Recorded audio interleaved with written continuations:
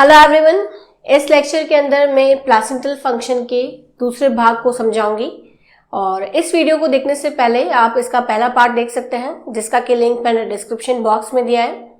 और उस वीडियो के अंदर मैंने प्लासेंटा के दूसरे कार्य के बारे में बताया है, जैसे कि रेस्पिरेटरी फंक्शन क्या होते हैं, एक्सक्रीटरी फंक्शन क्या होता है और कुछ बैरियर फंक्शन क्या होते हैं, इसको मैंने समझाया था। सो उसे आप ज़रूर देखें। और इस वीडियो को शुरू करने से पहले मैं आपसे कहना चाहूँगी कि आप मुझे ज़्यादा से ज़्यादा कमेंट करके ये ज़रूर बताएं कि आप कौन सा टॉपिक पढ़ना चाहेंगे, क्योंकि जिस टॉपिक पे मुझे सबसे ज़्यादा कमेंट मिलेंगे मैं पूरी कोशिश करूँगी कि उसको मैं दूसरा लेक्चर बना सकूँ।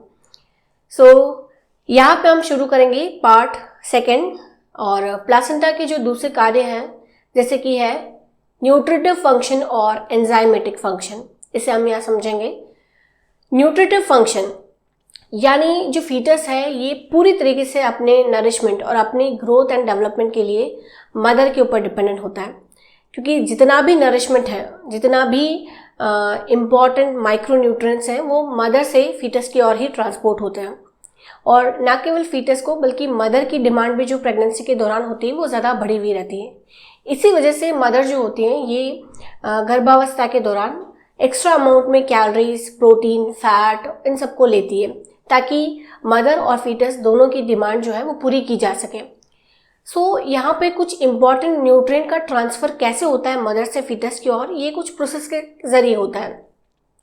जैसे अगर मैं कार्बोहाइड्रेट जो कि सबसे इम्पॉर्टेंट न्यूट्रिएंट होता है, एनर्जी का सोर्स होता है, उसकी अगर मैं बात करूँ तो जो कार्बोहाइड्रेट है ये सबसे स्मॉलेस्ट यूनिट मोनोसेकेराइड फॉर्म में मदर से फीटस की ओर जाते हैं, जिसमें मोनोसेकेराइड का फॉर्म है ग्लूकोज।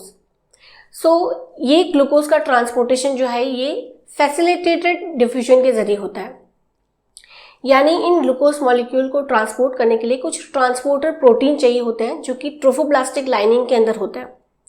सो सिंसिशियो ट्रोफोब्लास्टिक जो लाइनिंग है सबसे आउटर मोस्ट, इसकी जो प्लाज्मा मेम्ब्रेन है इसके अंदर कुछ ट्रांसपोर्टर प्रोटीन्स होते हैं, जैसे कि GLUT1 ग्लूकोज ट्रांसपोर्टर 1।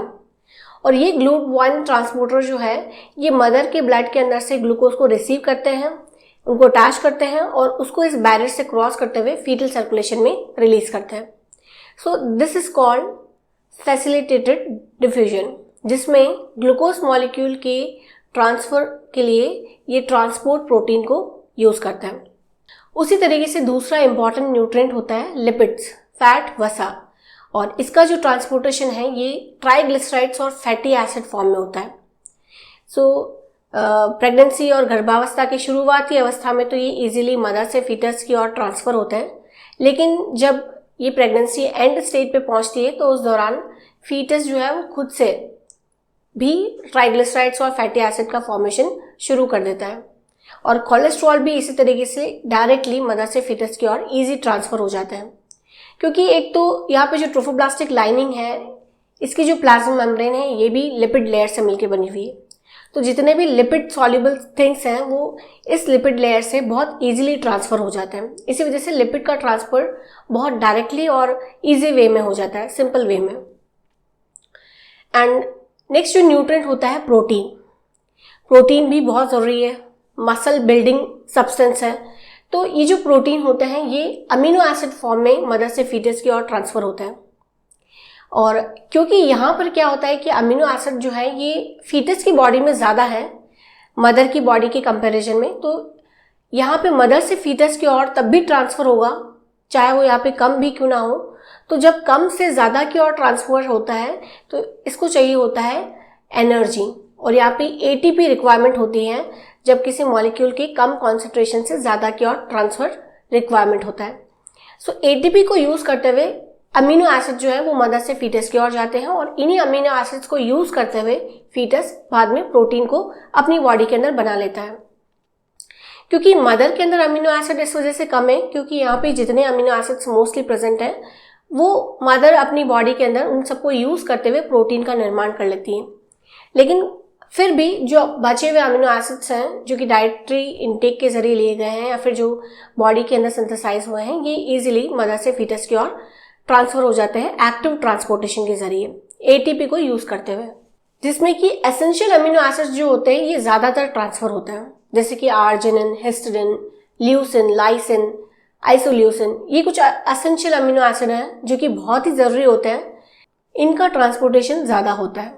और उसी तरीके से कुछ और प्रोटीन जैसे कि इम्यूनोग्लोबिन्स, और इनमें भी सिर्फ IgG इम्यूनोग्लोबिन ही ऐसा एंटीबॉडी है और ऐसा प्रोटीन है जो कि मदर से फीटस की ओर प्लासेंटा बैरियर को क्रॉस करके पहुंच सकता है। लेकिन इसके ट्रांसपोर्ट के लिए जो प्रोसेस होता है इसको एंडोसाइटोसिस और एक्सोसाइटोसिस कहते हैं। यानी एंडोसाइटोसिस प्रोसेस के जरिए जो IgG मदर की ब्लड के अंदर प्रेजेंट है, ये जो ट्रोफोप्लास्टिक लाइनिंग होती है, इसकी जो प्लाज्मा मेम्ब्रेन है, इस IgG एंटीबॉडीज के अराउंड ऐसे फोल्ड बना लेगी, उसको ट्रैप कर लेगी और एक वेसिकल फॉर्मेशन में इन IgG एंटीबॉडीज को लेके जाएगी इस प्लासेंटल टिश्यूज के अंदर, और इस प्रोसेस को हम कहते हैं एंडोसाइटोसिस।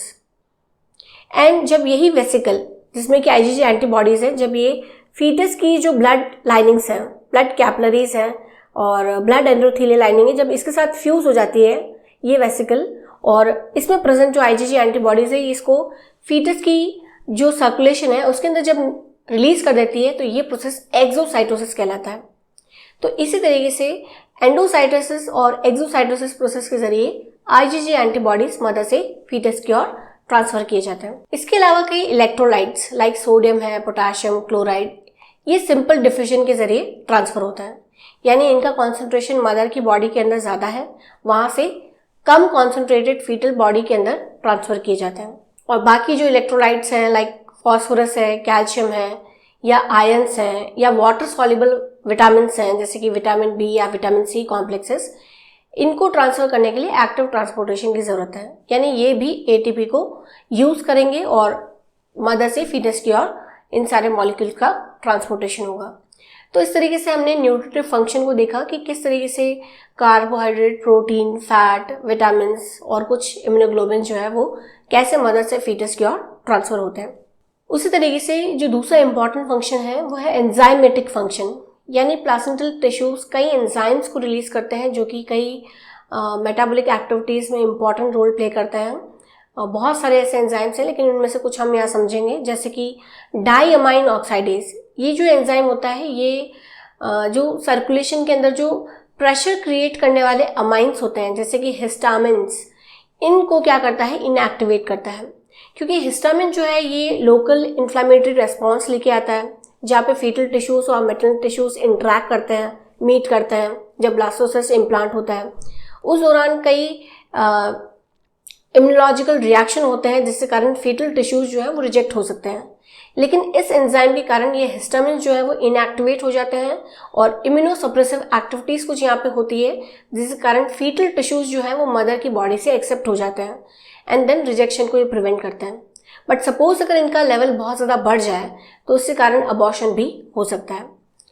एंड उसी तरीके से ऑक्सीटोसिनेज एक एंजाइम रिलीज होता है जो कि ऑक्सीटोसिन को इनएक्टिवेट करता है।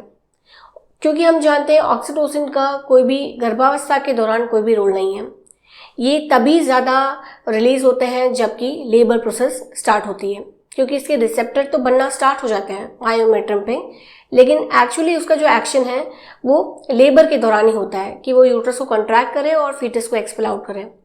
लेकिन थ्रू आउट प्रेगनेंसी ऑक्सीटोसिन जो है वो इतना इम्पॉर्टेंट रोल प्ले नहीं करता है और वहाँ पे कॉन्ट्रैक्शन की कोई भी रिक्वायरमेंट नहीं होती। इस वजह से इस एंजाइम के एक्शन से ऑक्सीटोसिन जो है वो इनएक्टिवेटेड रहता है। एंड इसके अलावा एंजाइम है लाइक फॉस्फोलाइपेज A2। ये एक एराकिडोनिक एसिड जो होता है उसको सिंथेसाइज करने में हेल्प करता है और ये एक तरीके का प्रीकर्सर होता है, यानी पहले बनने वाली चीज़ है जिसके कारण इस एराकिडोनिक एसिड से फर्दर प्रोस्टाग्लैंडिन का प्रोडक्शन होता है।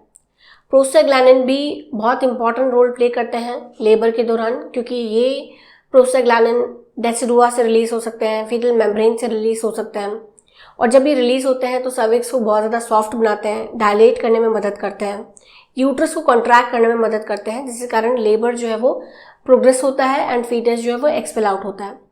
तो इन सब के प्रोडक्शन के लिए प्रोस्टाग्लैंडिन और इसका जो प्रीकर्सर है, यानी इससे पहले जो चीज़ बनती है एराकिडोनिक एसिड, इनके सिंथेसिस के लिए जो एंजाइम रिस्पॉन्सिबल है वो है फॉस्फोलाइपेज A2। तो इस तरीके से प्लासेंटा कई एंजाइमेटिक फंक्शन को भी प्ले करता है। तो यहाँ पे इस लेक्चर के अंदर हमने देखा कि किस तरीके से प्लासेंटा न्यूट्रिटिव फंक्शन प्ले करता है एंड एंजाइमेटिक फंक्शन प्ले करता है। Thank you.